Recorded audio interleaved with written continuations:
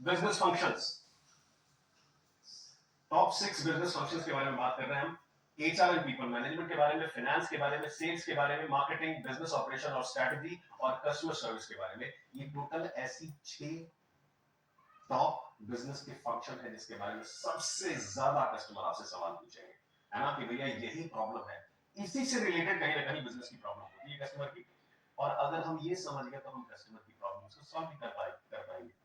इससे पहले हमने क्या क्या सॉल्व किया अभी तक? एचआर एंड पीपल मैनेजमेंट के प्रॉब्लम्स को समझा, कस्टमर्स की बर्निंग प्रॉब्लम को समझा और हमारा फ्रेमवर्क कैसे उनकी मदद कर रहा है ये समझा हमने। उसके बाद दूसरे या तीसरे दिन हमने फाइनेंस के बारे में समझा और उसके बाद हम बढ़े सेल्स की तरफ। ये ये तीसरा फंक्शन है जिसके बारे में हम सीख रहे हैं और आज सेल्स को ही हम आगे बढ़ाएंगे। सेल्स की पता ना कि एक बड़ी अच्छी लाइन है ना जो हम लोग इसी में नॉर्मली करते हैं कि प्रोडक्ट चाहे कितना भी अच्छा हो, प्रोडक्ट अगर अच्छा है तो बिजनेस का सपना साकार है, लेकिन बिना सेलिंग स्किल के सब बेकार है। प्रोडक्ट अगर अच्छा है तो बिजनेस का सपना साकार है, लेकिन अगर बिना सेलिंग स्किल के सब बेकार है। एक सेकंड, आई बिलीव कुछ टेक्निकल इशू था, है ना? ठीक है, शाकिब जी अभी आवाज आ रही है, बड़े ध्यान से समझना। क्या लाइन कह रहा था मैं कि अगर प्रोडक्ट अच्छा है तो बिजनेस का सपना साकार है, कर लेंगे बिजनेस, लेकिन बिना सेलिंग स्किल के सब बेकार है। बेच ही नहीं पाएंगे तो फिर फायदा क्या होगा? और इसी कड़ी में आज भी हम सेल्स के ही फंक्शंस को सीखेंगे, यानी कि सेल्स में ऐसे कौन कौन से फ्रेमवर्क्स हैं जो हमारे कस्टमर्स की जो बर्निंग प्रॉब्लम है सेल्स की वो कवर करते हैं। जल्दी से आगे बढ़ता हूं मैं। 5वें दिन यानी कि आज हम क्या क्या करने वाले हैं? टोटल कितने फंक्शन है बिजनेस फंक्शन? टोटल कितने फ्रेमवर्क्स है? 10। सेल्स से रिलेटेड सेल्स की प्रॉब्लम को सॉल्व करने के लिए हमारे पास टोटल 10 फ्रेमवर्क्स हैं। पहला फ्रेमवर्क है चेंजिंग कंज्यूमर बिहेवियर, दूसरा है एक्सपैंड योर बिजनेस एक्सपोनेंशियली, तीसरा है कस्टमर्स मनी मेकिंग मॉडल, चौथा है business expansion with non consumer. Non consumer का मतलब क्या हुआ? कल कशिश सर आए थे और उन्होंने समझाया होगा आपको। नॉन कंज्यूमर का मतलब ऐसा कस्टमर जो अभी मेरा कंज्यूमर नहीं, अभी मेरी प्रोडक्ट या सर्विसेज यूज नहीं कर रहा है। ऐसे कस्टमर को हम अपना कस्टमर बना के अपने बिजनेस को एक्सपैंड कैसे करेंगे, ये है चौथा जो हमारा फ्रेमवर्क है। पांचवा जो फ्रेमवर्क है वो है क्रिएटिंग एंट्री बैरियर, ये भी कल आपने सीखा। छठा यानी कि पांचवा सॉरी छठा बिजनेस फंक्शन, छठा फ्रेमवर्क जो है वो है 5 P's ऑफ स्ट्रेटेजी रिफॉर्मेशन। अलग अलग स्ट्रेटेजी के जरिए 5 P के जरिए समझाया होगा कल कशिश सर ने आपको कि 5 P कौन कौन से हैं। सातवां है ब्रियो, VRIO। आठवां है प्रोडक्ट पोर्टफोलियो, नौवां है इंक्रीज योर बिजनेस टर्नओवर और 10वां है क्रिटिकल सक्सेस फैक्टर्स। इसमें से क्या क्या हम सीख गए थे? पहला यानी कि एक्सपैंड योर बिजनेस एक्सपोनेंशियली, ये हम सीख गए थे, कलकशी सर ने करा दिया था already. Business expansion with non consumer, ये भी सीखा था आपने। Creating entry barrier, entry barrier कैसे क्रिएट करते हैं वो सीखा आपने। और चौथा आपने कल सीखा 5 P's ऑफ स्ट्रेटेजी रिफॉर्मेशन। अब आज क्या करेंगे? कल बहुत सारे फीडबैक आए थे कि सर एक जो फ्रेमवर्क है ना उसको थोड़ा सा और डिटेल में समझने की जरूरत है, तो आज हम करेंगे दोबारा से क्या? आज हम करने वाले हैं ब्रियो, और दूसरा है इंक्रीज योर बिजनेस टर्नओवर, और क्रिएटिंग एंट्री बैरियर को एक बार और दोबारा से समझेंगे, कुछ थोड़ी सी डिटेल में समझेंगे। हालांकि वही है जो कि कशिश सर ने कल कराया था, बट आप लोगों ने फीडबैक दिया था कि सर एक बार फुल स्क्रीन कर दो जल्दी से, क्या क्या सीखने वाले हम लोग, है ना? अभी ठीक है, अब देख लो एक बार, चेक कर लो ब्लर दिख रहा है क्या, है ना? ईसीटी हमारी आईसीटी जो बिग बॉस टीम है वो देख लो, हाँ अभी ठीक है, ग्रेट, बहुत बढ़िया। मुस्कान जी एकदम जब फुल स्क्रीन होगा ना तो आपकी स्क्रीन के ऊपर आ जाएगा, आप बिल्कुल चिंता मत, है ना? ओके ठीक है, आगे बढ़ते हैं जल्दी से।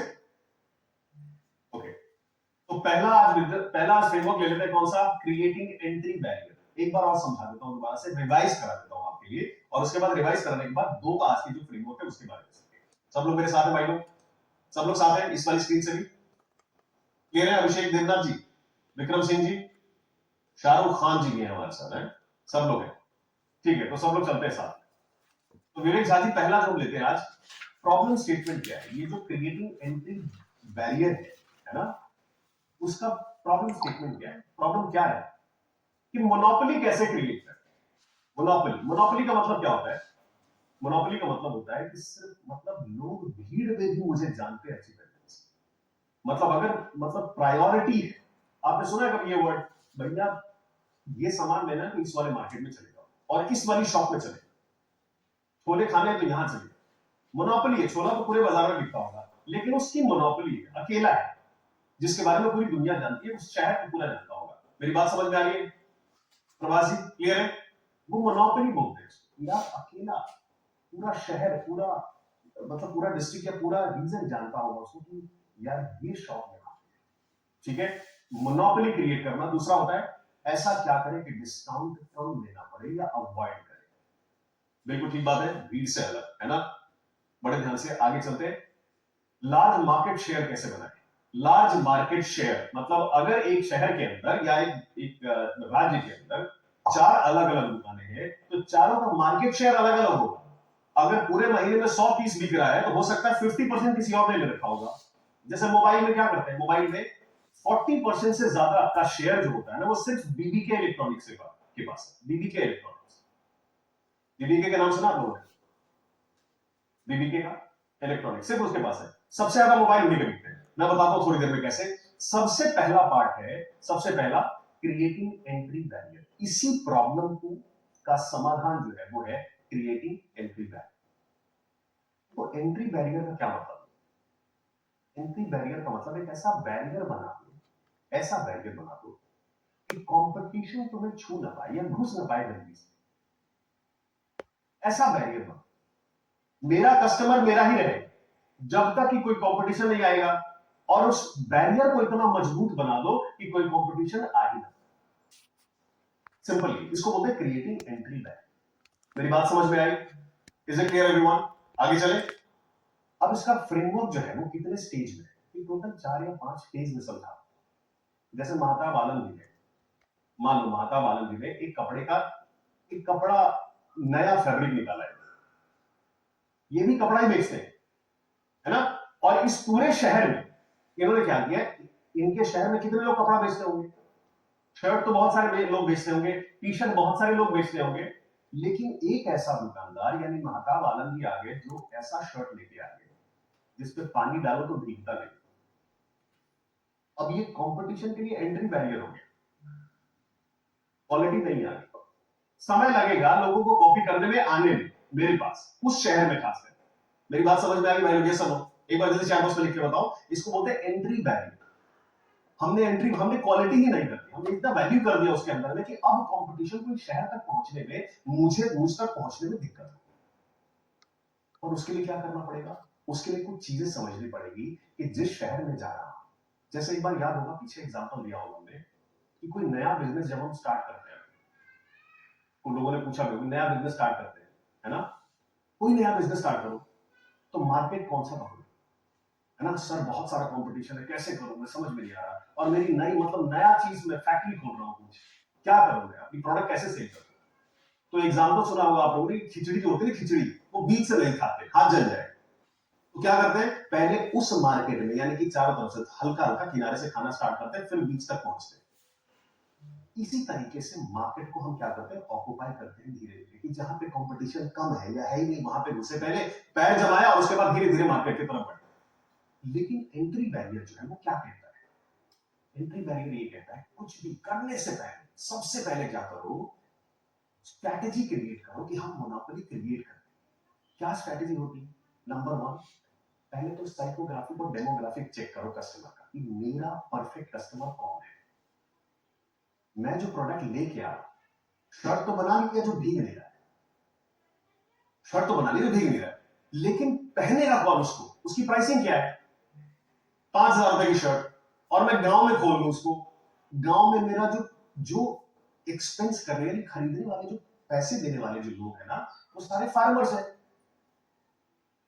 तो साइकोग्राफिक भी नहीं है और डेमोग्राफिक भी नहीं है उस पर्टिकुलर प्रोडक्ट को यूज करने का। मेरी बात समझ में आई भाई लोग? ये समझो, क्लियर हो रहा है? महावीर जी क्लियर हो रहा है ना?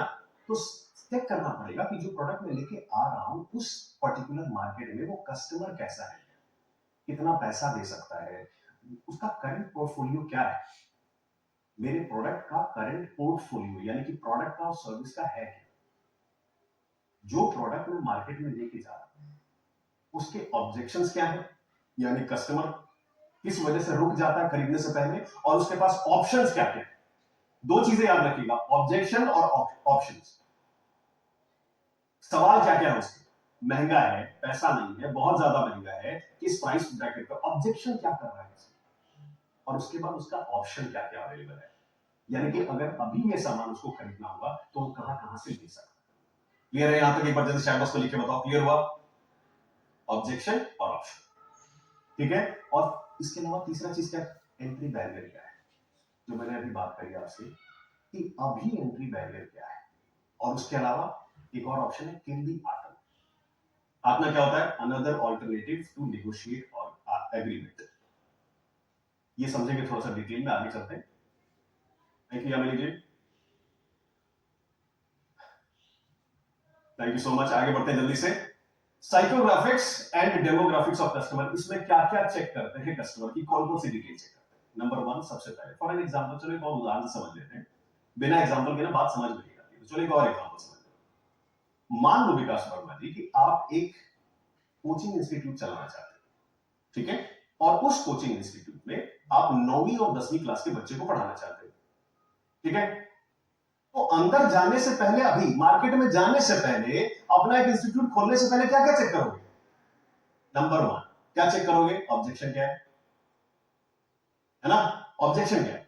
सबसे पहले क्या चेक करोगे? कस्टमर का साइकोग्राफिक या और डेमोग्राफिक, मतलब वो जिस मार्केट में उतर रहे हो वहां का सोर्स ऑफ इनकम कैसा है, कितने लोग एम्प्लॉयबल, कितने लोग एम्प्लॉय है वहां पे, क्या सोर्स ब्रैकेट है, मतलब इनकम ब्रैकेट क्या है उनका, या फिर फार्मर ज्यादा है या फिर बिजनेसमैन ज्यादा है, इनकम या एक्सपेंस कैपेसिटी कितनी है, क्षमता कितनी है, ये कर सकते हो।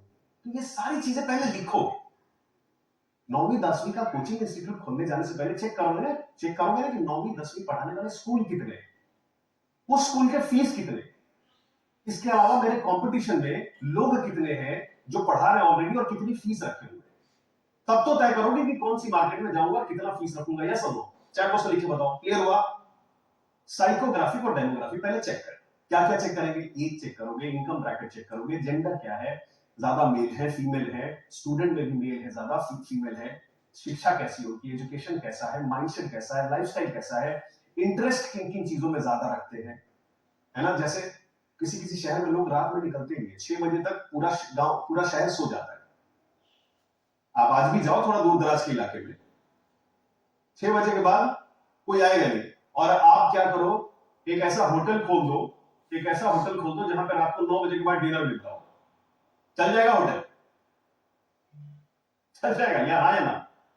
तो चेक तो करेंगे भैया 6 बजे के बाद नाइट लाइफ में, मतलब लोगों का लाइफस्टाइल है कैसा, लोग रात में निकलते भी नहीं निकलते, ये सब चेक करना पड़ेगा तब जाके, ठीक है। इसके अलावा उसका एस्पिरेशन क्या है, सपना क्या है उसका, पहुंचना कहां चाहते हैं लोग, ये सब पहले लिखोगे, उसको एक पेपर पे उतारोगे, ये पहला स्टेप है।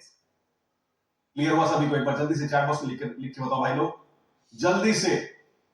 समझ में आ रहा step by step? Sudha ji clear हुआ? Ashish Kumar ji very good. तो सबसे पहले साइकोग्राफिक्स और डेमोग्राफिक्स लिखोगे। अब बढ़ते हैं दूसरी, जैसे एग्जांपल के तौर पे गौर लेते हैं, डोमिनोज ने क्या किया, डोमिनोज ने एग्जांपल लिया, क्या किया कि भैया मेरा जो पिज्जा है ना वो 7 से 45 साल की उम्र के लोग खाते हैं, इनका जो जिसका इनकम 30,000 रुपए से लेकर 1.5 लाख रुपए तक होता है आसपास या उसके ऊपर होता है, वही लोग पिज्जा प्रेफर करते हैं, ठीक है। ज्यादातर मेल होते हैं लेकिन फीमेल भी कस्टमर है। तो इन्होंने लिखा पूरा कि इस वाले मार्केट में जाऊंगा तो मेरा, अच्छा क्या इन्होंने ये तय नहीं किया होगा कि नहीं बेंगलोर में रोज लोग रात के 12 बजे तक बाहर रहते हैं, तो हमारा जो डोमिनोज शॉप होगा वो रात के 12-1 बजे तक खुला होना चाहिए, हाँ या ना? चैट बॉक्स में लिख के बताओ। थैंक यू दाचन जी, हाँ या ना?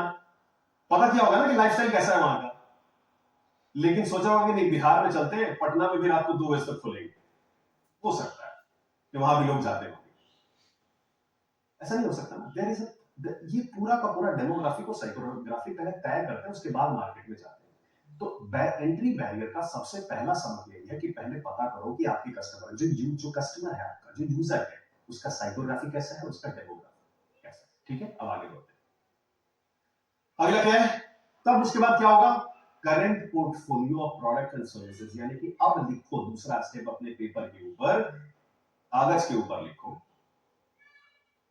Thank you Shukla ji. कागज के ऊपर लिखो कि अभी क्या क्या प्रोडक्ट और सर्विसेज मैं दे रहा हूं, मेरी तरफ से मैं क्या क्या प्रोडक्ट और सर्विसेज लेके आ रहा हूं। तो पहला क्या है, लिखा आपने डोमिनोज में, लिखा पिज्जा है, पास्ता है, टाको है, वेज है, नॉन वेज है और गार्लिक ब्रेड है, इतने सारे लिखे। Thank you Varun sir, very good morning. जल्दी से उन्होंने अपने पेपर पे लिख दिया। पहला क्या लिखा, मेरा कस्टमर कैसा है।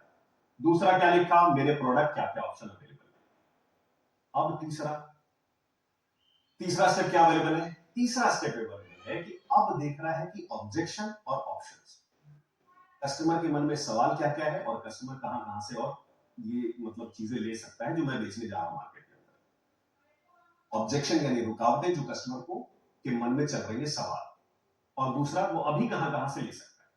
तो कस्टमर के ऑब्जेक्शन क्या क्या हो सकते हैं, डोमिनोज ने क्या लिखा, कस्टमर को हेल्दी फूड चाहिए, वैल्यू फॉर मनी चाहिए यानी कि कम दाम में ज्यादा, value for money, timely delivery चाहिए, भैया 20 मिनट के अंदर पिज्जा घर पे नहीं आया, 30 मिनट्स के अंदर तो वापस, फ्रेश चाहिए और हॉट भी चाहिए, गर्म गर्मा गर्म भी चाहिए, भले घर पे आने के बाद 10 मिनट के बाद ही खाऊंगा, ठंडा होने के बाद ही खाऊंगा, लेकिन जब डिलीवरी बॉय मेरे हाथ में थमाए तो वो गर्म होना चाहिए, हाँ या ना, यस और नो।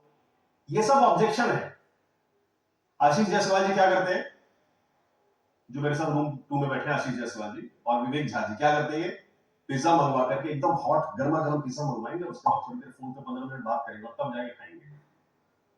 पिज्जा ठंडा होने से मतलब नहीं है, मतलब है कि जब वो डिलीवरी बॉय मुझे दे तब गर्म होना चाहिए, आया ना, ये सुनो, क्लियर हुआ, ठीक बात है।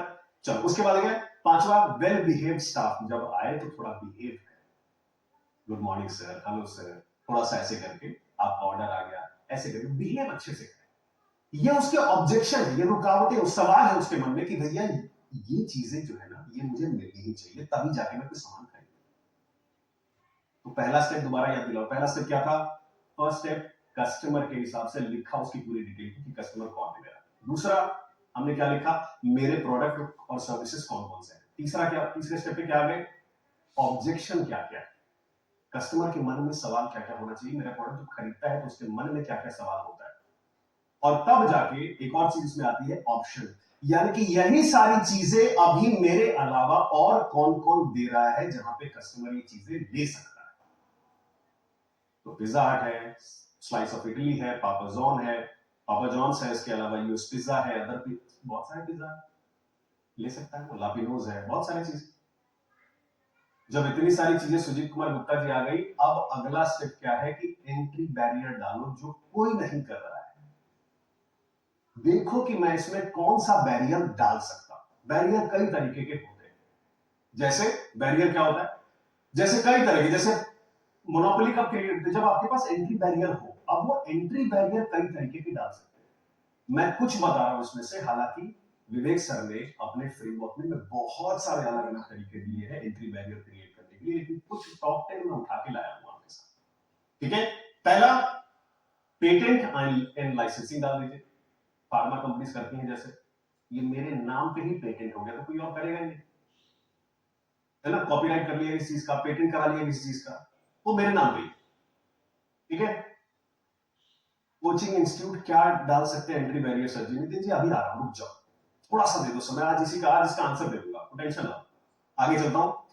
दूसरा, ट्रेड सीक्रेट, कोई ऐसा सीक्रेट जो किसी और के पास नहीं है, जैसे कोका कोला क्या मिलाता होगा उस ड्रिंक में, किसी को पता है,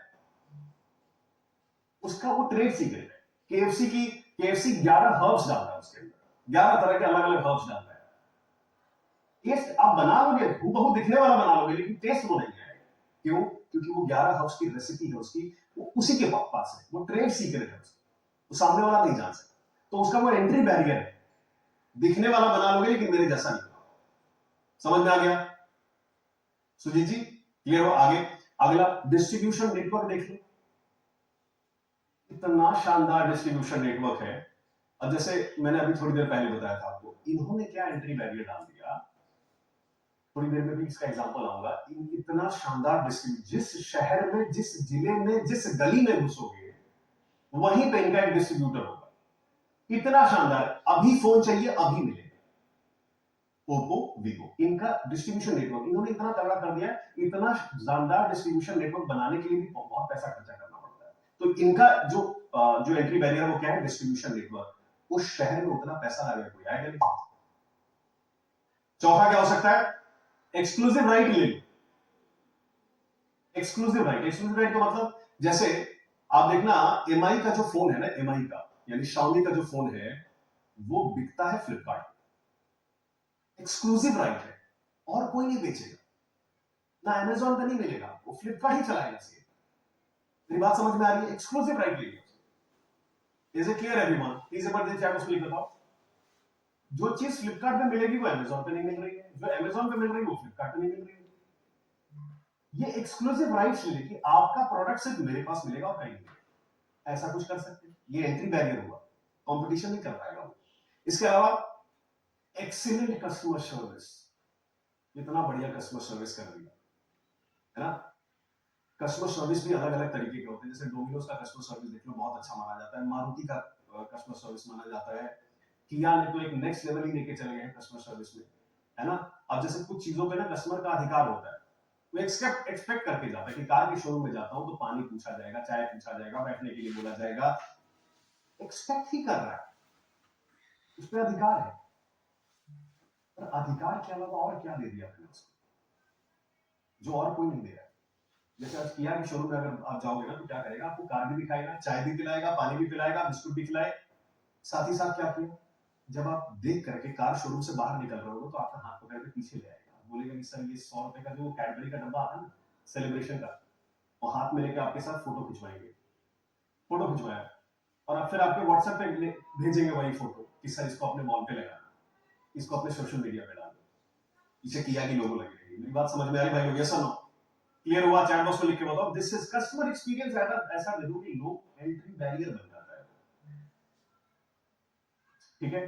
गोइंग एक्स्ट्रा माइल, यस। आगे बढ़ते जल्दी से। ब्रांड एक्विटी, ब्रांड एक्विटी, उस ब्रांड का शेयर इतना ज्यादा है, बड़ा हो जाता है कि लोग, अब जैसे आप लोगों ने फेविकॉल का नाम सुना होगा, जब भी आपको इस एडहेसिव लेना हो इस तरह का तो फेविकॉल ही आए, है ना संदीप कुमार जी, थैंक यू। आगे बढ़ते जल्दी से। लॉयल्टी बियॉन्ड लॉजिक, कुछ ऐसा ब्रांड बन जाता है, कुछ ऐसी चीजें दिमाग में आ जाती है कि लोग लॉजिक देखना बंद कर देते हैं, लॉयल्टी हो जाती है। क्या हमदर्द कंपनी है यार, 100 साल पुरानी कंपनी है, खराब थोड़ी प्रोडक्ट होगा। तो हमदर्द ने, डाबर ने क्या किया, लॉयल्टी बियॉन्ड लॉजिक कर दिया। हनी मध शहद लेना है, शहद लेना है तो एक काम करो डाबर में। आशीष कुमार की आंख बंद करके जिसको बोलते हैं, क्लियर हुआ? एप्पल, लॉयल्टी बियॉन्ड लॉजिक, है ना। 3 ही कैमरे पिछले शायद 2-3 साल से 3 ही कैमरे आ रहे हैं आईफोन के अंदर, बट लॉयल्टी बियॉन्ड लॉजिक है, दूसरे फोन पे नहीं जाएंगे। कुछ इस तरह का क्रिएट कर देना, कुछ ऐसा मतलब, या फिर पतंजलि ने क्या किया, नेशनल सेंटिमेंट डाल दिया, नेशनल सेंटिमेंट, है ना। बिल्कुल ठीक है संदीप जी। इस तरह के एंट्री बैरियर आप अगर अपने बिजनेस में डाल सकते हो, कुछ भी जो भीड़ से अलग कर दे आपको। रिकरिंग रेवेन्यू मॉडल कर दिया, जैसे रिकरिंग रेवेन्यू का मतलब हर बार कस्टमर आपके आपके पास से आके ले रहा है। जैसे इंडिया टुडे के जो मैगजीन्स होते हैं, मैगजीन होता है इंडिया टुडे का, वो हर महीने क्या सब्सक्रिप्शन बेस कर दिया उन्होंने, हर महीने 150-200 रुपए या 50 रुपए लगेंगे, लेकिन हर महीने कस्टमर पे कर रहा है उसकी, और एक ही कस्टमर बार बार पेमेंट किए जा रहा है। रिकरिंग रेवेन्यू मॉडल हो गया। या लास्ट में कौन सा ऑप्शन है, प्रोडक्ट डिफरेंशिएशन। इतना प्रोडक्ट को डिफरेंट कर दो कि शाओमी से हम इतना अलग है, एप्पल बिल्कुल एकदम पोल्स अपार्ट होते हैं, बिल्कुल अलग। कुछ ऐसा सोच करके कि अपने प्रोडक्ट को आप कस्टमर के हिसाब से सोच करके कंपटीशन से अलग कैसे बना सकते हो, that is called entry barrier. क्या मेरी बात समझ में आई? आप लोग चैट बॉक्स में लिख के बताओ जल्दी से, सभी लोग क्लियर हुआ? Thank you Prakash ji. एक बार फुल स्क्रीन कर दो जल्दी से, एक बार और सब लोग स्क्रीनशॉट ले लें, फिर आगे बढ़ते। ओके, वेरी गुड, 100% क्लियर है। चलिए आगे चलते हैं। अब आता है लास्ट ऑप्शन, यानी कि चौथा फेज आता है इसका। चौथा फेज कौन सा फ्रेमवर्क का, customer don't have any alternate, कुछ ऐसा, इसको बोलते हैं आत्मा, AATMA, another alternative to negotiated agreement. अब आपको क्या करना है, चौथे स्टेप में बैठना है, जब सब कुछ जान लिया तब बैठ के सोचना है कि मैं ऐसी कौन सी चेंज अडॉप्ट करूंगा जिससे कोई अनदर ऑल्टरनेट बचा ही नहीं। अजय कुमार मिश्रा, कोई रहे ही नहीं ऑल्टरनेट, मतलब कुछ ऐसा, या तो कस्टमर के ऑब्जेक्शन को मारना है या फिर कस्टमर के ऑप्शंस को मारना है। और ऐसा क्या करें कि ये दोनों चीजें, है ना। Thank you. एक बार चैट बॉक्स में दिखा देना नाम, मैं नाम नहीं देख पा रहा हूं। मेरी बात समझ में आ रही है? कुछ भी ऐसा आप बैठ करके ब्रेनस्टॉर्म करना है, लिखना है कि ऐसी कौन सी प्रोडक्ट है, ऐसे कौन सी सर्विसेज है जिसमें कौन सी ऐसी स्ट्रेटेजी बदलाव लेके आओगे ताकि कस्टमर का ऑब्जेक्शन भी मर जाए और कस्टमर के पास ऑप्शंस भी हो जाए उस एंट्री बैरियर से। क्लियर हो गया? इस पर्टिकुलर फ्रेमवर्क से क्या होगा, ऑब्जेक्शन और ऑप्शन दोनों मर जाएंगे और स्ट्रेटेजी होगी आपके पास से कि आप अलग अलग एंट्री बैरियर क्रिएट कर सको। ये था आपका फ्रेमवर्क जिसको हम बोलते हैं क्रिएटिंग एंट्री बैरियर। एक बार फुल स्क्रीन दिखा दो जल्दी से, ये वाली स्क्रीन भी। ओके, ये आउटकम निकलते हैं। ठीक है भाई लोग, आगे चले, जल्दी से चैट बॉक्स लिख के बता दो, आगे चले। Thank you Jitesh sir, Altaf sir, thank you so much. आगे बढ़ते अगला, देखिए कितना शानदार, सब लोग मेरे साथ बने रहना बस, है ना, सब लोग मेरे साथ बने रहना, बहुत शानदार नॉलेज देंगे आप लोग। कंसल्टिंग एक लेवल जरूर ऊपर चली जाएगी अगर ये सब चीजें पता है कि कस्टमर ना ब्लैंक आउट नहीं हो। कस्टमर क्या यार, एक बात बताओ ना, एंट्री बैरियर कैसे क्रिएट करो, आपको खुद ही नहीं पता कि एंट्री बैरियर होता क्या है, तो बताओगे क्या कस्टमर को? सर अभी बताते, अभी बताते, 10 तो मुझे पता है, बाकी चीजें तो आपको पता चल जाएगी हमारे फ्रेमवर्क से, है ना सीमा जी। आगे चलते जल्दी से, है ना। अगला फ्रेमवर्क जो हम देखने वाले हैं वो देखने वाले हैं ब्रियो, है ना। Thank you Mahendra ji. BRIO, BRIO एक फ्रेमवर्क है। ये फ्रेमवर्क क्यों है पहले ये समझ, पहले क्यों है फिर उसके बाद समझेंगे थोड़ा सा डिटेल। ब्रियो एक ऐसा फ्रेमवर्क है, देखो प्रॉब्लम स्टेटमेंट हमेशा आपका कस्टमर क्या पूछेगा आपसे, जो जो जो आप हमेशा याद रखें, ठीक है। क्या प्रॉब्लम स्टेटमेंट है? पहला प्रॉब्लम स्टेटमेंट है भारी डिस्काउंट पे सामान बेचना पड़ता है, और दूसरा उधारी में सामान देना पड़ता है। या तो डिस्काउंट पे सामान बेचना पड़ता है या उधारी में सामान देना पड़ता है ना। ब्रियो, वीरो नहीं, ब्रियो। अभी समझाता हूं नीतीश जी, एकदम चिंता न करें। वसुदेव जी थोड़ा स्माइल करो, रवि कुमार जी स्माइल करते हो ना, आनंद लेते हुए, प्रेमलता जी, चरण सिंह जी, सत्यनारायण जी, आनंद लेते हुए इसको ना एकदम दिमाग में उतार लो, ठीक है। प्रॉब्लम स्टेटमेंट क्या है, कस्टमर बार बार आके कहते होंगे आपसे कि सर भारी डिस्काउंट देना पड़ता है या फिर उधारी में माल बेचना पड़ता है, और इसका सोल्यूशन क्या है। सोल्यूशन जैसे ही कस्टमर बोले कि डिस्काउंट पे सामान बेचना पड़ता है या उधारी में सामान बेचता है, सोल्यूशन एक ही है, और वो सोल्यूशन है, उस सोल्यूशन को कहते हैं कॉम्पिटिटिव एडवांटेज। देखो एक होता है मोनोपोली, मोनोपोली मतलब हम ही है ना, अपुनिच बाजार का भगवान है, तो ना डालोगे नायक जी। एक तो ऐसा हो गया अपुनिच भगवान है, सिर्फ हम ही है बस, ढूंढोगे तो हम ही मिलेंगे। एक तो पहला स्टेटमेंट मोनोपोली हो गया, और दूसरा होगा कॉम्पिटिटिव एडवांटेज। कॉम्पिटिटिव का मतलब कंपटीशन की तुलना में मैं ज्यादा अच्छा, इसको बोलते हैं कॉम्पिटिटिव, यानी कि जो कंपटीशन में नहीं है वो मेरे पास। तो बिजनेसमैन के दो ही नजरिए होते हैं, बड़े ध्यान से समझना, दो ही नजरिए होते हैं। पहला, या तो मोनोपोली क्रिएट कर ले या फिर कॉम्पिटिटिव एडवांटेज ले, दोनों में ही खुश, सिंपल, है ना। बड़े ध्यान से समझिएगा इस चीज को। अब जैसे ही आप, किसी ने बोला आपको, पहले पिछली स्क्रीन पे चलते हैं, सबसे पहले अगर क्या बोला कि यार भारी डिस्काउंट देना पड़ता है या फिर उधारी पे माल बेचना, तो आपके दिमाग में एक ही घंटी बजनी चाहिए, कॉम्पिटिटिव एडवांटेज। क्या बोलना चाहिए, इसका सोल्यूशन क्या है, किसी तरीके से मेरे बिजनेस में कॉम्पिटिटिव एडवांटेज आ। देखो एक बात, बड़ी अच्छी बात बोल रहा हूं आपसे, जो बिजनेस सब कर रहे हैं अगर वही मैं भी कर रहा हूं, जो बिजनेस सब कर रहे हैं, अगर पार्ले जी का बिस्किट सुशील जी भी बेच रहा और मैं भी बेच रहा हूं, ठीक है, आप भी बेच रहे, मैं भी बेच रहा हूं, और वही का यही बिजनेस जैसे मैं कर रहा हूं वैसे ही सब कर रहे हैं।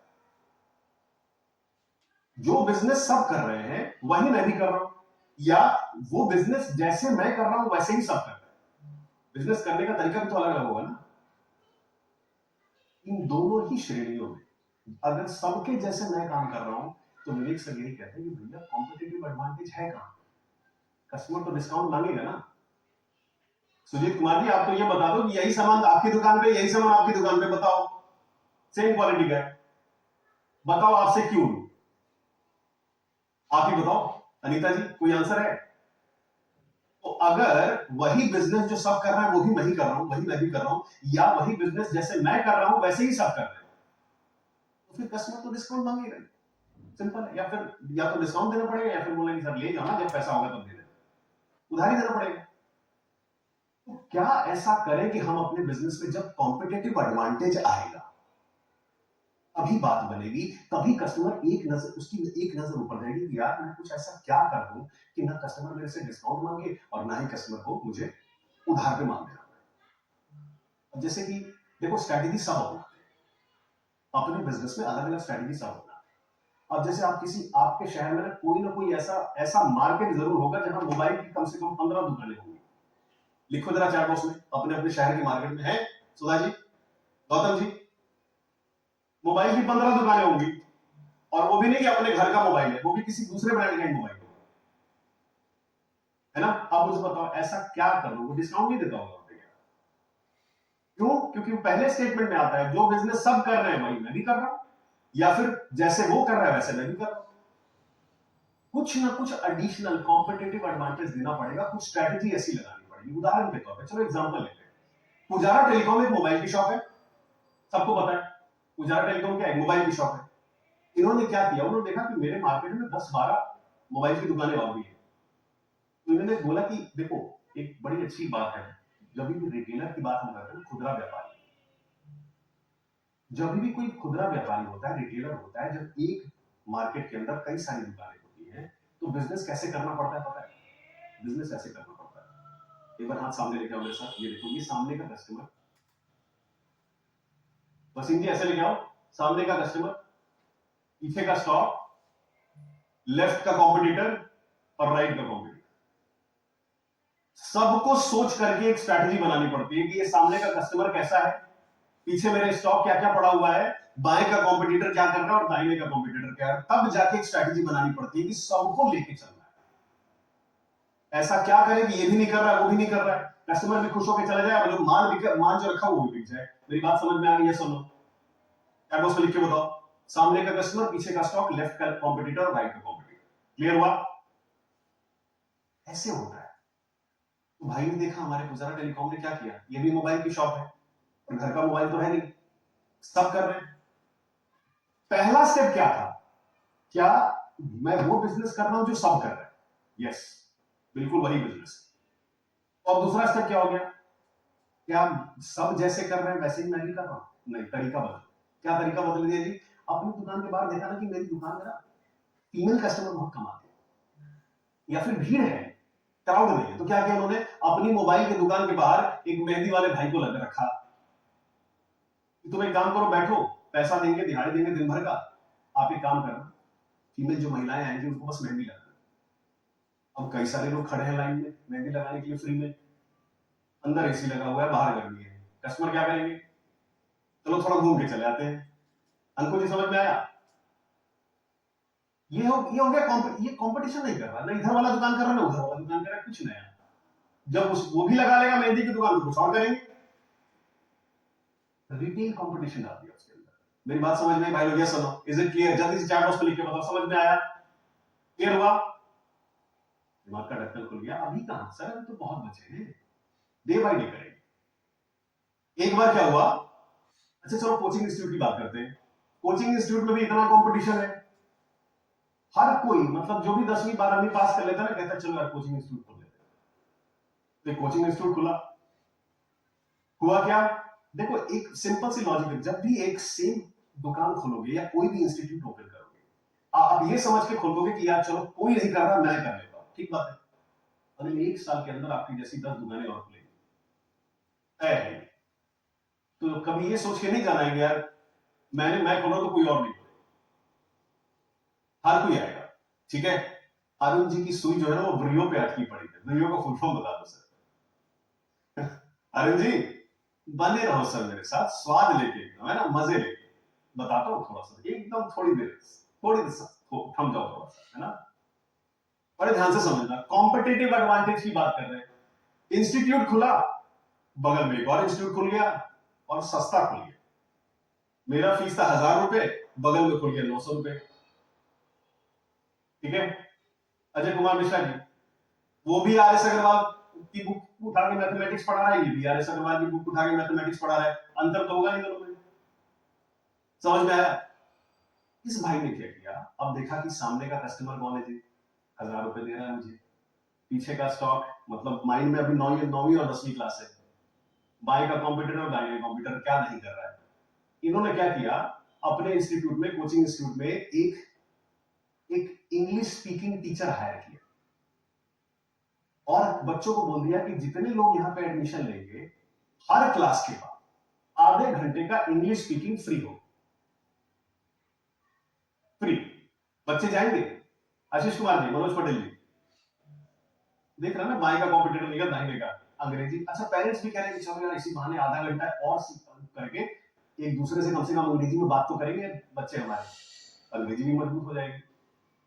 कुछ ऐसा क्या नहीं कर रहा है, सामने का कस्टमर, पीछे का स्टॉक, है ना। बड़े ध्यान से समझिएगा, is it clear everyone? Chat box में लिख के बताओ, सामने का कस्टमर, पीछे का स्टॉक, लेफ्ट का कॉम्पिटिटर और राइट का competitor. This is what competitive advantage is, कि कोई नहीं कर रहा है। अगर सेम बिजनेस कर रहे हो जो सब कर रहे हैं, तो उसका तरीका बदलना पड़ेगा। वैसे करो जैसे सब नहीं कर, वही करो लेकिन जैसे कर रहे हैं वैसे नहीं करो, कुछ नया लेके आओ। यही है competitive advantage. Is it clear? तो एक बार जल्दी से चैट बॉक्स में सब लोग, मुझे जितने लोगों ने आंसर नहीं किया अभी तक, सब लोग क्लियर करो, है ना। बहुत बढ़िया, वेरी गुड। आगे लेके चलता हूं आपको जल्दी से। और सवाल ये आता है कि कैसे लाऊं अपने बिजनेस में कॉम्पिटिटिव एडवांटेज, कैसे लाऊं, है ना। समझ गया जी, एकदम 100% क्रिस्टल क्लियर हो गया। कैसे लाएं अपने बिजनेस में कॉम्पिटिटिव एडवांटेज? उसी का फ्रेमवर्क है व्रियो, VRIO। डिस्काउंट ना देना पड़े, समझे अपने आप को कि मैं कैसे अपने बिजनेस में कॉम्पिटिटिव एडवांटेज लेके आऊं। मैंने आपको एग्जांपल से समझा दिया कि कुछ ऐसा करना पड़ेगा जो आपका कंपटीशन नहीं कर रहा है। तो क्या क्या चीजें इसके अंदर, व्रियो का फुल फॉर्म क्या होता है? V से होता है वैल्यूएबल, R से होता है रेयर, I से होता है इनइमिटेबल। पहले वैल्यूएबल समझ लेते हैं क्या होता है। वैल्यूएबल क्या होता है? कुछ ऐसी एडिशनल वैल्यू जो आप कस्टमर को दे रहे हो, वैल्यू जो मिल रहा है उसको, उसी प्राइस में कुछ एडिशनल दे रहे हो, क्या वो वैल्यू हो गया, ठीक है, वैल्यूएबल हो गया। दूसरा क्या होगा? रेयर, आर से होता है रेयर। रेयर का मतलब एकदम रेयर है, कोई नहीं दे रहा है ऐसा, यूनिक है, अद्वितीय है, कोई नहीं है ऐसा। इनइमिटेबल यानी कि क्या कोई ऐसा कर रहा है, कुछ ऐसा कर रहा है जो सामने वाला नकल न कर सके या कोई और कॉपी न कर सके। इनइमिटेबल, कॉपी न किया जा सके, कुछ ऐसा काम कर रहे हो जो कोई दूसरा कॉपी न कर सके। और चौथा है ऑर्गेनाइज्ड। ऑर्गेनाइज्ड हो गया। ऑर्गेनाइज का मतलब क्या होता है? अगर समझो कि, अब कैसे समझाऊं आपको ऑर्गेनाइज, ऐसे चलो ऐसे समझते हैं। ऑर्गेनाइज का मतलब होता है क्या कोई प्रोसेस बना रखा है आपने जो बार बार रिपीटेटिव कामों को कर रहा है अपने आप, उसके लिए किसी और की जरूरत नहीं। देखो होता क्या है, किसी भी बिजनेस को स्केल करने के लिए ऑर्गेनाइज होना जरूरी है। बिना ऑर्गेनाइज हुए स्केल नहीं कर सकते आप। ऑर्गेनाइज का मतलब क्या होता है? अगर फॉर एग्जाम्पल समझो, अगर एक आदमी बढ़िया क्वालिटी का बर्गर बना देता है जो शहर में कोई नहीं कर सकता, तो बिजनेस बढ़िया चलेगा कि नहीं? हाँ या ना? एक शहर में अंदर एक आदमी बढ़िया क्वालिटी का एक बर्गर बना लेता है तो बिजनेस अच्छा चलेगा। लेकिन अगर वही इंसान 10,000 लोगों से सेम क्वालिटी का बर्गर बनाना सीख जाए तो अलग अलग शहर में आपने अपनी दुकानें खोल पाएगा कि नहीं? हाँ यार, चैट बॉक्स में लिख के बताओ। अगर वही इंसान सेम क्वालिटी का बर्गर जो बना रहा है 10,000 अलग अलग लोगों से बनाने की कला सीख जाए तो स्केल कर जाएगा। आज एक ब्रांच खुल जाएगा यहाँ पे, एक दूसरा ब्रांच खुल जाएगा। यही किया सभी ने, जो इसी होते और हो जाना, प्रोसेस बना देना, कुछ स्टैंडर्ड ऑपरेटिंग प्रोसीजर बना देना जिसके जरिए अब आप स्केल कर सकते हो अपने बिजनेस को। यस सर, क्लियर हुआ सबको? चैट बॉक्स में लिख के बताओ भाई लोग जल्दी से। क्लियर हो गया? इसको बोलते हैं ऑर्गेनाइज। यही चारों चीजें चेक करनी है कॉम्पिटिटिव एडवांटेज देने के लिए कि वैल्यूएबल हो कि नहीं, रेयर हो कि नहीं, इनइमिटेबल यानी कुछ ऐसा काम करते हो जिसको कॉपी ना किया जा सके, या ऑर्गेनाइज्ड हो कि नहीं। बस यही 4 स्टेज पे बात है। संदीप जी कह रहे हैं कि मेरा बिजनेस ओपन करने का मन कर रहा है। ठीक है जी। रेयर का मतलब हम ही हम, मतलब मेरे जैसा कोई नहीं है मेरे शहर में, और कोई मिलेगा ही। वो सुना है ना आपने, जैसे एक मार्केट में निकल के जाओ तो आपको बोला जाता है कि अच्छा ये वाली चीज कहाँ मिलेगी, तो ये चले जाओ, वो 3 गली छोड़ के एक मार्केट है ना, वहां पे चले जाओ, उस मार्केट में जाओ, उसको बोलते हैं रेयर। कहीं नहीं मिलेगा, वो हर जगह नहीं मिलेगा। क्लियर हुआ? अब देखो होता क्या है, इसको समझेंगे कैसे। मान लो कि आप वैल्यूएबल, इतना वैल्यू ऐड कर देते हो, अगर आपका प्रोडक्ट में आपके बिजनेस से इतना वैल्यू क्रिएट हो जाता है तो कस्टमर आपको छोड़ के नहीं जाएगा, आपका बिजनेस अच्छा चलेगा ही चलेगा, इसमें कोई दो राय नहीं। लेकिन वैल्यूएबल हो और रेयर नहीं, मतलब आप ही का काम कोई और भी कर रहा है, उतनी ही वैल्यू के साथ कोई और भी दे रहा है। ठीक है, थैंक यू सर। वैल्यूएबल हो और रेयर नहीं हो, तो आप कहां, कौन से स्टेज पे खड़े हो? आप स्टेज पे खड़े हो कॉम्पिटिटिव पैरिटी के ऊपर, मतलब कंपटीशन के साथ बराबरी पे हो। अनीता जी समझ में आ गया? नीरज सिंह जी, वैल्यूएबल हो, वैल्यू दे रहा हूं, लेकिन रेयर नहीं है, कोई और भी दे रहा है, भले उस शहर में 4-5 किलोमीटर के बाद दे रहा होगा, लेकिन दे रहा होगा। इसका मतलब आप कॉम्पिटिटिव पैरिटी पे है, आपकी सेल 2 हिस्सों में, 3 हिस्सों में, 4 हिस्सों में बट जरूर करेगी। ठीक है, क्लियर हो गया? ये पहला। Thank you Prabhat ji. Valuable हो लेकिन रेयर नहीं। अजय जी कुछ लिख रहे हैं, अजय सर कुछ लिख रहे हैं, चैट बॉक्स में देख लेना। यहां तक सब लोग मेरे साथ है ना?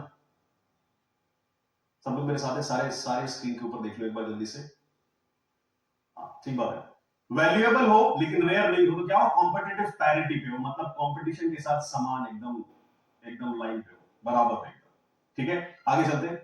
अच्छा, अगर मान लो आप वैल्यूएबल हो, रेयर भी हो, मान लो वैल्यूएबल हो, रेयर भी हो, लेकिन कुछ ऐसा काम करते हो जो कि इनइमिटेबल है, मतलब उसको कॉपी भी कोई जल्दी नहीं कर सकता, जल्दी नहीं कर सकता है, हर काम को कॉपी करेगा कंपनी, लेकिन कोई ऐसा काम करते हो जिसको जल्दी से कोई कॉपी नहीं कर सकता, तो अभी किस स्टेज पे हो आप? अभी हो टेम्पररी कॉम्पिटिटिव एडवांटेज। अभी आपके पास कॉम्पिटिटिव एडवांटेज आ चुका है, क्योंकि वैल्यूएबल भी हो, रेयर भी हो, और जल्दी से कोई कॉपी नहीं कर रहा, भले 2-3-4 महीने 6 महीने तो कॉपी नहीं करेगा, तो वो हो गया टेम्पररी कॉम्पिटिटिव एडवांटेज। ठीक है, जल्दी नहीं कर पाए, अभी टेम्पररी है, लेकिन हो सकता है ऐसी चीज बना जो कॉपी कर ही नहीं सके, एक्चुअली वो होता है कि हम लोग कॉपी कर लेते हैं। ठीक है, अब इसके बाद तीसरा स्टेज क्या आता है? चाहिए क्या इस फ्रेमवर्क से? आंसर क्या चाहिए? विवेक सर कहते हैं कि इस फ्रेमवर्क के जरिए मेरे को हर बिजनेस से क्या चाहिए? एक ही सवाल है, हर बिजनेस से उनको चाहिए ये चारों ग्रीन चाहिए, वैल्यूएबल भी होना है, रेयर भी होना है, इनएविटेबल भी होना है, ऑर्गेनाइज भी होना है। यही इस फ्रेमवर्क का सार है कि हम ऐसा क्या करें अपने बिजनेस में कि कस्टमर को वैल्यू भी दे दे, रेयर भी हो जाए, कोई कॉपी भी ना कर सके, और ऑर्गेनाइज्ड भी हो जाए कि हम बिजनेस को स्केल करें। ठीक है, और इसी को ये दो फ्रेमवर्क में समझाते हैं। कौन से दो फ्रेमवर्क है? कौन से दो फ्रेमवर्क है? दो स्टेप कौन कौन से, वो समझ लेते हैं जल्दी से। अच्छा, सबको समझ में आ गया कि इस फ्रेमवर्क से विवेक सर चाहते क्या है? जब ये फ्रेमवर्क कराते हैं लोगों को, तो चाहते हैं कि कस्टमर कैसे वैल्यूएबल भी हो जाए, रेयर भी हो जाए, ऐसी कुछ चीज उसमें जोड़ दे जो कि जल्दी कॉपी भी ना हो सके, और ऑर्गेनाइज्ड का भी काम हो जाए, कि वो ऑर्गेनाइज हो जाए कि 1 से 2, 2 से 4 तक बढ़े, अपने आप को स्केल करना सीखे। अच्छा, एक जल्दी से चैट बॉक्स में लिख के बताना, सबको समझ में आ गया कि स्केल करने के लिए ऑर्गेनाइज्ड होना क्यों जरूरी है, क्या फायदा होता है उसका? समझ में आ गया सबको? यस और नो? बर्गर वाला एग्जांपल, वो हर चीज में, वही केक पे भी लागू होगा। अगर एक आदमी एक परफेक्ट केक बनाना सीख जाता है, अब उसको करना क्या है स्केल करने के लिए? उसी क्वालिटी का केक 10,000 लोगों से बनवाने की कला सीख जाए, या कुछ ऐसा सिस्टम बिल्ड कर दे, कोई टेक्नोलॉजी बिल्ड कर दे, कुछ ऐसा प्रोसेस बना दे कि सेम क्वालिटी का बिल्ड हो जाए, तो वो स्केल। तो इस ब्रियो फ्रेमवर्क से क्या फायदा होता है कस्टमर को? उसको पता चलता है ऐसे इनसाइट्स कि वो वैल्यूएबल कैसे होगा, रेयर कैसे होगा, इनइमिटेबल कैसे होगा, और ऑर्गेनाइज्ड। स्टेप 1 में आपको क्या करना है, कराते कैसे? स्टेप 1 में क्या करना है? लिखना है, अपने आप को लिखना है, रेट करना है अभी के हिसाब से, where 1 means very bad and 10 means excellent. क्या करना है? अब आप वैल्यूएबल हो कि नहीं हो, रेयर हो कि नहीं हो, इनइमिटेबल हो कि नहीं हो, ऑर्गेनाइज्ड, उसको अभी रेट करना है यहाँ पे 1 to 10 के स्केल। पहला स्टेप तो ये, और दूसरा स्टेप क्या है? अलग अलग सवालों के जरिए आपको क्या करना है, ऐसे जब सीख लिया आपने, तो स्टेप 2 में आता है कि ऐसे कौन कौन से बदलाव लेके आओगे, टॉप 3 ऐसे कौन कौन से चेंजेस लेके आओगे जो कि एक प्रॉफिटेबल ऑर्गेनाइजेशन बनाने में आपको मदद करेगा, कि वैल्यू कैसे क्रिएट करोगे, रेयर कैसे बन सकते हो अपने कॉम्पिटिटर के मुकाबले में, इनइमिटेबल कैसे होगा, और ऑर्गेनाइज कैसे करोगे, उसके लिए 3 अलग अलग स्ट्रैटेजीज आप यहां पे लिखोगे तो आउटकम क्या मिलने वाला है? आउटकम मिलेगा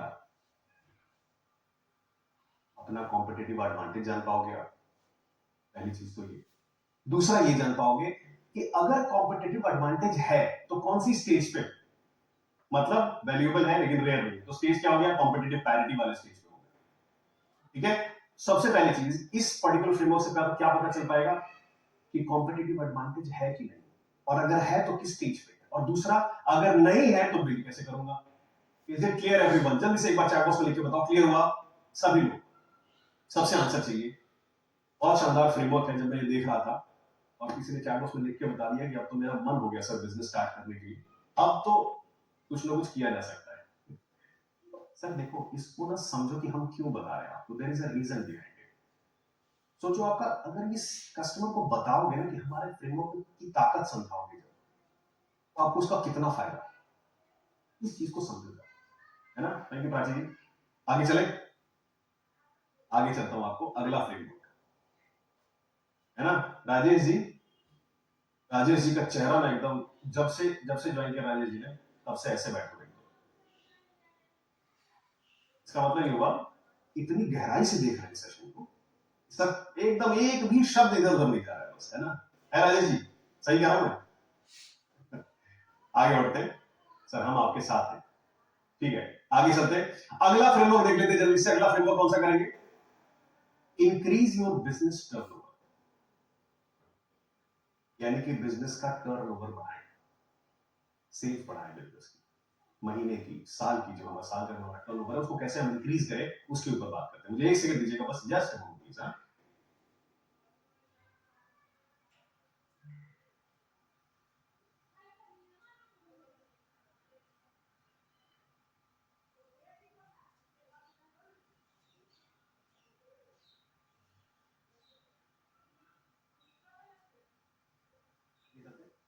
ओके ग्रेट, चलते हैं अगले फ्रेमवर्क की तरफ जिसका नाम है इंक्रीज योर बिजनेस टर्नओवर। आगे बढ़ते हैं। देखो प्रॉब्लम स्टेटमेंट क्या है, क्यों है ये फ्रेमवर्क, प्रॉब्लम स्टेटमेंट क्या है? प्रॉब्लम स्टेटमेंट क्या है? पहला क्या है, बिजनेस को ग्रो कैसे करें। सबसे पहली बात कि बिजनेस है, छोटा है, इसको बड़ा करना है मुझे, और टर्नओवर कैसे बढ़ाऊं। अभी अगर 50 लाख के टर्नओवर पे हूं तो 1 करोड़ पे कैसे लेके जाऊं, अगर आप 25 लाख के टर्नओवर पे हूं तो 1 करोड़ के टर्नओवर पे लेके कैसे जाऊं। चैट बॉक्स में लिख के बताना, कस्टमर कहते हैं कि नहीं आपसे जब आप बात करोगे तो यही तो कहेंगे कि सर बिजनेस है, मुझे बताओ ग्रो कैसे करूं, मुझे बताओ बिजनेस को, है ना? कितना बढ़िया लिखा है चैट बॉक्स के अंदर। हाँ ठीक बात, आगे चलते हैं। बिजनेस को ग्रो कैसे करें और टर्न ओवर कैसे बढ़ाएं, यही चीज पूछेंगे कस्टमर आपसे। तो अब उनको समझाने के लिए, उनको बताने के लिए, उनके बिजनेस के टर्न ओवर को बढ़ाने के लिए विवेक सर का एक फ्रेमवर्क है। यही तो क्वेश्चन आता है सबसे ज्यादा, तो अब नहीं आएगा, मतलब क्वेश्चन आएगा तो सही आंसर दे पाएंगे। इस फ्रेमवर्क का नाम है, विवेक सर के इस फ्रेमवर्क का नाम है इंक्रीज योर बिजनेस टर्नओवर, यानी कि अपने बिजनेस का टर्नओवर बढ़ाओ। और टोटल 5 स्टेजेस है इसके, 5 अलग अलग स्टेजेस है ना? 5 अलग अलग स्टेजेस है। क्या है 5 अलग अलग स्टेज? बड़े ध्यान से समझना इस चीज को। इन 5 स्टेजेस में सबसे पहले विवेक सर क्या क्लियर करते हैं कि किसी भी बिजनेस में अगर अपनी सेल्स को डबल करना है, ट्रिपल करना है, या फिर टर्नओवर अपना बढ़ाना है, तो उसके टोटल 5 रीजन हो सकते हैं, सॉरी 5 स्ट्रैटेजी हो सकती है। लिख लीजिएगा, यही 5 स्ट्रैटेजीज में हम लोग कहीं ना कहीं किसी भी बिजनेस में अगर सेल को बढ़ाना है। आईबीसी शिवजी कुमार जी, बड़े ध्यान से समझिएगा, किसी भी बिजनेस में अगर टर्नओवर को इंक्रीज करना है, बढ़ाना है, तो उसके टोटल 5 अलग अलग स्ट्रैटेजीज हो सकती है। क्या है वो 5 स्ट्रैटेजीज, पहले वो देख लेते हैं और उसके बाद फ्रेमवर्क की तरफ बढ़ेंगे। पहली स्ट्रैटेजी, बड़े ध्यान से समझिएगा, increase the number of customers in your business. Increase the number of business. If we teach my employee to make good burger in 100 ways, then we have to build 30 more ways, guys, who can make similar burger. What if people will copy it? Sir McDonald ने कभी नहीं सोचा होगा कि मेरी burger की copy भी कर लेगा क्या? अभी तो बताया, इनइमिटेबल, कुछ ऐसा करना पड़ेगा, ब्रेनस्टॉर्म करने की जरूरत है। आप फ्रेमवर्क को देखोगे ना तब आपको समझ में आएगा ऐसा क्या करोगे कि उसको कॉपी ना कर पाए। मैकडोनल्ड कभी नहीं सोचता, केएफसी कभी नहीं सोचता कि यार कि मैं अपने बिजनेस में, आपको पता है टोटल 7 देश ऐसे हैं इंक्लूडिंग इंडिया, भारत भी एक ऐसा देश है, बड़े ध्यान से समझना, थोड़ा सा पीछे जा रहा हूं, भारत भी एक ऐसा देश है, कोलकाता में एक जगह है जिसका नाम है, शायद पार्क स्ट्रीट है, शायद, आई हैव नो आइडिया क्या नाम है, मैं नाम जगह भूल रहा हूं, कोलकाता धर्मतल्ला, ये सॉरी धर्मतल्ला, कोलकाता में एक जगह है धर्मतल्ला, और उस धर्मतल्ला में एक शॉप है केएफसी की, फ्रेंचाइजी आउटलेट है केएफसी की, उसमें टोटल 6 लोग काम करते हैं, बड़े ध्यान से समझिएगा, 6 लोग काम करते हैं, और 6 लोग जो एम्प्लॉय है उसके वो कान से सुन नहीं सकते, यानी कि हियरिंग इंपेयर्ड है, they can not here it, but Delhi में जितने टाइम में केएफसी का बर्गर ऑर्डर होगा उतने ही टाइम में वहां भी निकल आता है, बड़े ध्यान से समझिएगा इस चीज को, उतने ही टाइम में बर्गर निकल के आएगा, उतने ही टाइम में कस्टमर का जो ऑर्डर है वो आ जाएगा, उसी क्वालिटी का फ्रेंच फ्राई भी आएगा, उसी क्वालिटी के सारे आइटम जो मेन्यू बोर्ड पे लिखे हैं जो दिल्ली में मिल रहा है वो भी आएगा, कान से सुन नहीं सकते, समझना पड़ेगा कि ऐसा क्या कर दिया उन्होंने, प्रोसेस ही ऐसा बना दिया, लेकिन पहले उन 4 फ्रेमवर्क के ऊपर वैल्यूएबल, रेयर, इनइमिटेबल और ऑर्गेनाइज होना पड़ेगा, तब जाकर के आप वो कर पाओगे। मेरी बात सबको समझ में आ गई है? सब जल्दी से चैट बॉक्स में लिख के बताओ, क्लियर हुआ? Is it clear? सेम चीजें वो ब्रेनस्टॉर्म करना पड़ेगा, बैठ प्रोसेस बन गया तो हो जाएगा, इज इट? सब बड़े ध्यान से समझिएगा, है ना? आगे बढ़ते जल्दी से। 5 वो तरीके कौन कौन से हैं जिससे एक टर्नओवर बढ़ जाता है, यानी कि बिजनेस का टर्नओवर आप बढ़ा सकते हो। 5 वो तरीके कौन कौन से? पहला तरीका है ना, पहला तरीका क्या होता है? नंबर ऑफ कस्टमर बढ़ा दो, यानी कि अभी अगर एक महीने में आप 100 लोगों को सेल कर रहे हो तो क्या ऐसा करो कि 200 लोग आ जाए, 200 लोग खरीद के लेके जाएंगे तो आपका टर्नओवर अपने आप बढ़ जाएगा। पहला तरीका होता है टर्नओवर बढ़ाने का। दूसरा तरीका क्या होता है टर्नओवर बढ़ाने का? एवरेज टिकट साइज बढ़ाना। एवरेज टिकट साइज मतलब, मुझे एक सेकंड दीजिएगा बस।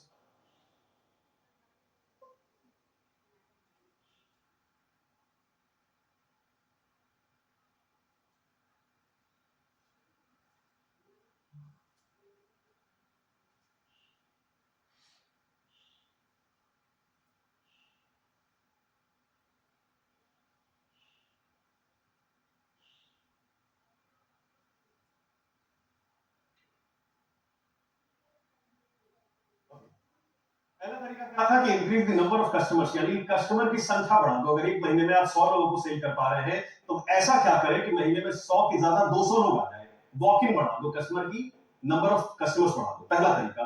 दूसरा तरीका क्या है? एवरेज टिकट साइज बढ़ा दो। टिकट साइज का मतलब क्या होता है? टिकट साइज का मतलब एक कस्टमर अगर 100 रुपए की चीज लेके जा रहा है वो 150 रुपए की चीज कैसे लेके जाएगा?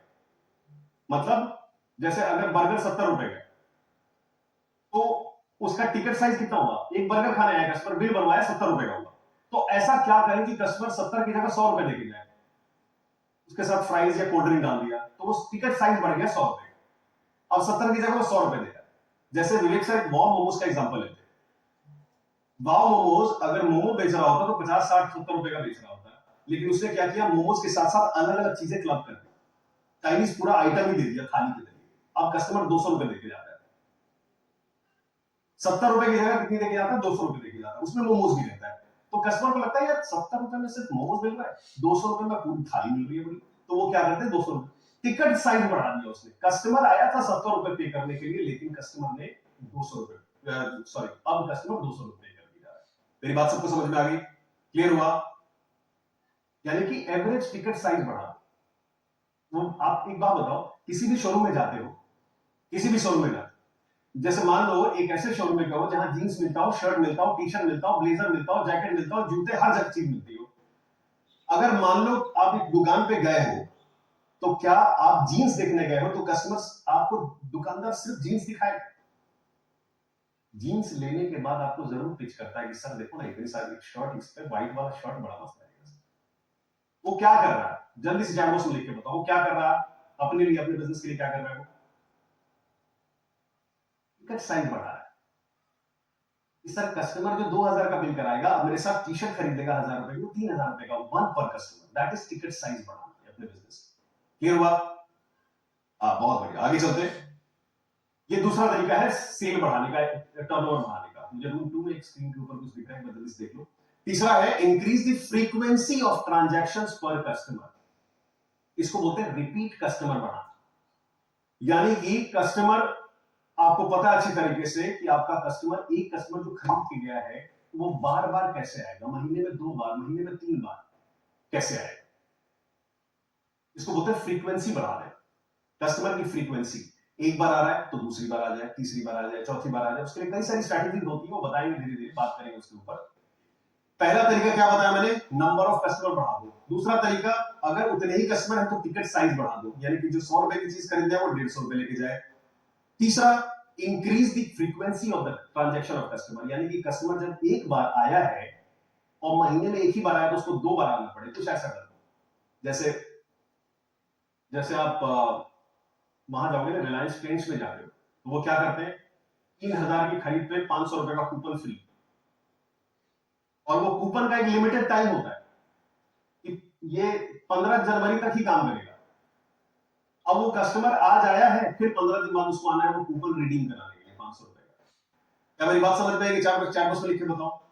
फ्रीक्वेंसी बढ़ा दी उसने कि कस्टमर को 500 रुपए अभी पूरा पेमेंट करके गया, अगली बार खरीद के आएगा तो 500 रुपए का डिस्काउंट मिल जाएगा। तो अगली बार कब आना है उसको भी लिमिटेड पीरियड डाल दिया कि 26 जनवरी से पहले आपको ये रिडीम करना है ना। क्लियर हुआ? भाई लोग चैट बॉक्स में लिख के बताते हैं, और सही चैट बॉक्स में लिख के बताओ। बिजनेसमैन से बात करने वाले हो आप, कंसल्टिंग करने वाले हो, पता होना चाहिए कि सेल्स बढ़ाने के कौन कौन से तरीके होते हैं, स्ट्रैटेजी होती है। ठीक है, चौथा तरीका क्या होता है, चौथा स्ट्रैटेजी यानी फोर्थ स्ट्रैटेजी के बारे में बता दो। ये क्या है, increase the price of your product और सर्विसेज। पैसे बढ़ा दो। लेकिन पैसे कब बढ़ाओगे ये भी बताता हूं। पैसे देखो, किसी भी बिजनेस में पैसे कम करना आसान है, ये वैसी थैंक यू। किसी भी बिजनेस में पैसे कम करना आसान है, बढ़ाना मुश्किल काम, और बहुत मुश्किल काम। ठीक है, वो बताऊंगा कब करते हैं, कैसे बढ़ाते हैं, वो भी पूरे इस फ्रेमवर्क के जरिए हमारे विवेक सर खुद बताते हैं कि भैया प्राइस कब बढ़ाना है और कैसे करोगे, पूरी स्ट्रैटेजी देना। तो कुछ ही पॉइंट लेके आए एकदम उसका क्रक्स। ठीक है, थैंक यू अजय जी। आगे बढ़ते हैं जल्दी से। और पांचवा क्या होता है, नया प्रोडक्ट लाइन जोड़ना। नया प्रोडक्ट लाइन, अभी तक 5 प्रोडक्ट बेच रहे हो, छठा प्रोडक्ट ऐड कर दो, सातवां प्रोडक्ट ऐड कर दो, कुछ ना कुछ उसमें ऐड कर दो ताकि आपकी सेल ये बढ़ना शुरू हो जाए। ठीक है, यही 5 तरीके होते हैं, स्ट्रैटेजी होती है किसी भी बिजनेस को में टर्नओवर यानी कि सेल्स या रेवेन्यू बढ़ाने के लिए। तो इस फ्रेमवर्क में करना क्या है, 5 अलग अलग स्टेप है इसमें। पहला स्टेप क्या है, पहला स्टेप क्या है, देखो पहला स्टेप क्या होगा। फर्स्ट स्टेप, लिखो उस पहले स्टेप में, फ्रेमवर्क के पहले हिस्से में लिखो कि आपको कस्टमर अगर इंक्रीज करना है, मान लो अपने कस्टमर बढ़ाने, 100 की जगह 200 कस्टमर लाने हैं, तो सबसे पहला काम है लिखो वाई, क्यों करना है। और बहुत सारे रीजन हो सकते हैं आपके, बहुत सारे रीजन हो सकते हैं ना क्यों करना है जी, क्योंकि मेरे यहाँ सेल कम है, मुझे 3 महीने में यहाँ टारगेट पहुंचना है, मुझे 4 महीने के अंदर अपना नई शॉप खोलनी है, मुझे 25 लाख से 50 लाख के टर्नओवर पे पहुंचना है। तो पहले क्यों लिखो, अपना वाई क्लियर करो, और उसके बाद हाउ में लिखोगे करोगे कैसे। पहला क्या हो सकता है इसके अंदर, मुझे क्या करना है यहाँ पे, पहला स्टेप मैं क्या बता रहा हूं, मुझे कस्टमर को बढ़ाना है, 100 की जगह मुझे 200 कस्टमर चाहिए, तो क्या करूंगा, क्या करूंगा। हो सकता है कोई रेफरल स्कीम निकाल के लाओ कि सर अगर आपकी तरफ से कोई और कस्टमर आता है और आपका मोबाइल नंबर देगा तो उसको 10% का डिस्काउंट मिल जाएगा। तो वो रेफरल की स्कीम निकालो, जिससे मेरी क्या हो, मेरे अगर वही कस्टमर दूसरा कस्टमर लेके आ रहा, रेफरल स्कीम निकाल दिया, या फिर कोई ऐसा डिस्काउंट 3 दिन के लिए 20% का डिस्काउंट चल रहा है, या फिर कुछ ऐसा इंसेंटिव कर दिया आपने अपने सेल्स स्टाफ के लिए, कुछ इंसेंटिव दे दी उसमें जिसमें वो ज्यादा से ज्यादा और मोटिवेट होकर के सेल कर रहे हैं, या फिर वेबसाइट को इंप्रूव कर दो। देखो भाई एक बात बताओ, फिजिकल बिजनेस और डिजिटल बिजनेस में फर्क होता है। फिजिकल बिजनेस में एक प्रॉब्लम होती है, वो प्रॉब्लम क्या होती है, प्रॉक्सिमिटी का। प्रॉक्सिमिटी क्या होता है, प्रॉक्सिमिटी मतलब आसपास। अगर अजय कुमार मिश्रा जी ने एक जैकेट की दुकान खोली है, तो फिजिकल दुकान अगर खोली है, तो कितनी दूरी से लोग आएंगे, 2 किलोमीटर, 3 किलोमीटर, 5 किलोमीटर, या जान पहचान के तो 10-10 किलोमीटर पीछे से आ सकते हैं आपके पास। लेकिन अब सोचोगे सर 60 किलोमीटर ट्रैवल करके अजय कुमार मिश्रा जी के पास कोई जाके जैकेट खरीदेगा, ये पॉसिबल लग रहा है? आया चैट बॉक्स में लिख के बताओ। इसको बोलते हैं प्रॉक्सिमिटी इशू। नहीं जाएगा वो, उतने ही कस्टमर को आपको लेके आना लुभाना है। लेकिन वही चीज अगर डिजिटल कर रहे हो, अब अजय कुमार मिश्रा जी ने अजय का ए उठा लिया, कुमार का क्यू उठा लिया और मिश्रा का एम उठा लिया, AKM जैकेट्स के नाम से ऑनलाइन एक वेबसाइट ओपन कर दी और वहां से भी प्रोडक्ट बिक रहा है। तो अब ये प्रॉक्सिमिटी इशू खत्म हो गया, अब उसमें नई स्ट्रैटेजी डाल सकते हो। लेकिन फिजिकल के लिए क्या हो सकता है, अलग स्ट्रैटेजी काम करेगी, डिजिटल के लिए अलग स्ट्रैटेजी काम करेगी। समझ में आया? यस और नो? क्लियर हुआ सबको? हाँ। तो इसमें ना आप अपना वेबसाइट इंप्रूव करो, अभी सेल नहीं हो रही, तो इस तरीके से आप कुछ ना कुछ उसमें करना पड़ेगा, वो लिखना पड़ेगा आपको फ्रेमवर्क के ऊपर करने क्या है। रेगुलर जो कस्टमर आ रहा है उसके लिए कुछ बेनिफिट निकाल के दे दो। सर आप आए हो, आप एक काम करो, आपको ना ये चीज फ्री मिल जाएगी, आपके पास कस्टमर आ रहा है, उसके लिए बेनिफिट कर दिया रेगुलर कस्टमर। एक बार फुल स्क्रीन कर दो जल्दी से। तो ये पहला स्टेप है इसका कि पहले वाई लिखेंगे कि कस्टमर, नंबर ऑफ कस्टमर्स क्यों बढ़ाने, ये पहले लिखा लेफ्ट साइड में। दूसरे साइड में लिखा हाउ। वाई सबका अलग अलग होगा इसलिए मैंने लिखा नहीं यहाँ पे। हाउ में लिखो कैसे करोगे, रेफरल दोगे, डिस्काउंट दोगे, इंसेंटिव निकालोगे, वेबसाइट को इंप्रूव करोगे। और फ्रेमवर्क पे तो आपको पता ही है, तो मैं 4-5 में लिखा है मैंने, विवेक सर ने तो एकदम लड़ियां लगा दी एकदम ऊपर से नीचे तक, इतने सारे आपको ऑप्शन दिए, इतनी सारी स्ट्रैटेजी बताई। ये पहला स्टेप है। तो पहला स्टेप समझ में आया कि नंबर ऑफ कस्टमर्स दुकान में कैसे बढ़ाते हैं, ये सब चैट बॉक्स में लिख के बताओ। क्लियर हुआ? अब एक बार क्या हुआ ना कि मैं कुछ साल पहले एक एज एन बहुत सारे ना रिटेल आउटलेट्स देखा करता था। तो उसमें क्या हुआ ना कि जो सीनियर्स आए विजिट पे आए हुए थे, सीनियर्स जब विजिट पे आए थे तो उन्होंने देखा कि दुकान एकदम खाली है, शॉप खाली है पूरी तरीके से, और शॉप के अंदर 6 लड़के काम कर रहे हैं। मोबाइल की दुकान थी, मोबाइल की दुकान थी। डिस्काउंट में तो लॉस होगा नहीं होगा सर? 10% डिस्काउंट देके भी अगर 50% कस्टमर बढ़ा लिया आपने तो नुकसान कहां से हुआ? इसी को तो ब्रेनस्टॉर्म की बात कर रहे हैं। डिस्काउंट दे रहे हैं अगर और उतने ही कस्टमर को बेचा है तब जाके नुकसान। मेरी बात समझ में आ रही है? या फिर हो सकता है वो डिस्काउंट देने का फायदा ये हो गया कि मेरा जो पुराना स्टॉक है वो निकल के आ गया। यही बैठ करके समझने की जरूरत है कि मैं अपनी स्ट्रेटेजी क्या बनाऊं। सिंपल यही है, नंबर ऑफ कस्टमर बढ़ाने की जरूरत है। तो जब मैं दुकान पे गया, दुकान खाली पड़ी हुई थी, सीनियर आए हुए तो उन्होंने चारों को देखा, 4-5 लोग उस स्टोर के अंदर थे, दुकान के अंदर थे, बोल रहे हैं कि सर सेल ही नहीं हो रही है, कस्टमर ही नहीं आ रहा है। उनका टारगेट क्या था? नंबर ऑफ कस्टमर बढ़ाना है।